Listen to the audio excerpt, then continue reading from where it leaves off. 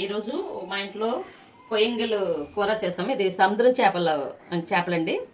అయితే పీస్ అయితే చాలా కర్రీ అయితే చాలా టేస్ట్గా ఉంటుంది.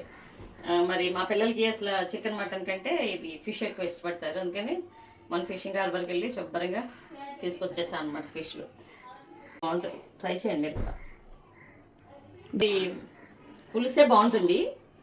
అంటే కొన్ని మనం గ్రేవీ టైప్లో చేసుకోవచ్చు. ఇది పులుసు పెట్టుకుంటే చాలా టేస్ట్గా ఉంటుంది అనమాట. చింతపండు ఇవన్నీ వేడి నీళ్ళు తీసుకొని వేసుకుంటే ఇంకా బాగా టేస్ట్ వస్తుంది.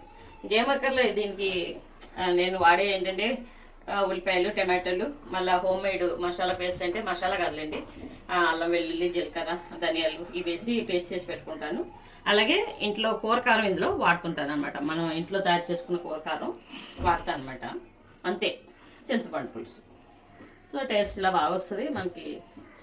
స్పైసెస్ కూడా కొంచెం అవాయిడ్ చేసుకోవడం మంచిది, ఎందుకంటే స్టమక్ బర్నింగ్ అవుతుంది.